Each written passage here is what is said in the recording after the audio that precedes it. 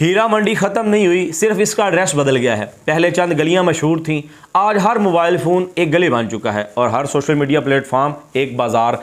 पहले लोगों को तमाशा देखने के लिए घरों से बाहर निकलना पड़ता था, आज तमाशा खुद लोगों के घरों से निकलकर दुनिया के सामने आ रहा है। कभी इज़्ज़तदार लोग अपने घरों की औरतों को दूसरों की नज़रों से बचाते थे, आज कुछ लोग व्यूज़, लाइक्स और फॉलोअर्स के लिए खुद इन्हें कैमरे के सामने ला खड़ा करते हैं। फिर जब पैसे आते हैं तो इसे कामयाबी का नाम दिया जाता है और शुक्र अदा किया जाता है कि अल्लाह ने हमें बड़ी इज़्ज़त दी है। सबसे बड़ा अलमिया ये नहीं कि बेहयाई फैल रही है, सबसे बड़ा अलमिया ये है कि बेहयाई को कामयाबी, तरक्की और मॉडर्न सोच का नाम दिया जा रहा है। आज अगर कोई शख्स अपनी निजी ज़िंदगी को निजी रखना चाहे तो इसे पसमानदा कहा जाता है, लेकिन जो अपनी बीवी, बहन, बेटी या घर के हर लम्हे को अवामी तमाशा बना दे, इसे इन्फ्लुएंसर और सेलिब्रिटी कहा जाता है। सवाल ये है कि अगर दौलत ही म्यार है तो फिर गलत और सही में फ़र्क क्या रह गया?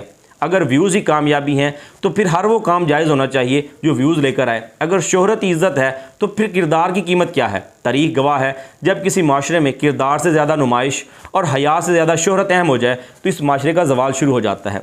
जो लोग आने वाली नस्लों के लिए मिसाल बनना चाहिए थे, वही लोग नस्लों को ये सबक दे रहे हैं कि अपनी ज़िंदगी को जितना ज़्यादा बेचोगे इतना ज़्यादा कमाओगे। याद रखें, हर वो चीज़ जो बिकती है कीमती नहीं होती, हर वो चीज़ जो कीमती होती है इसे बाज़ार में नहीं लाया जाता। सोचना यह है कि हम अपनी आने वाली नस्लों को क्या सिखा रहे हैं, इज़्ज़त कमाना या तवज्जो हासिल करना, किरदार बनाना या तमाशा बनना। अगर आप भी इस बेहयाई से अपनी नस्लों को बचाना चाहते हैं तो इस वीडियो को ज़्यादा से ज़्यादा शेयर कीजिए, हो सकता है किसी की इस्लाह हो जाए।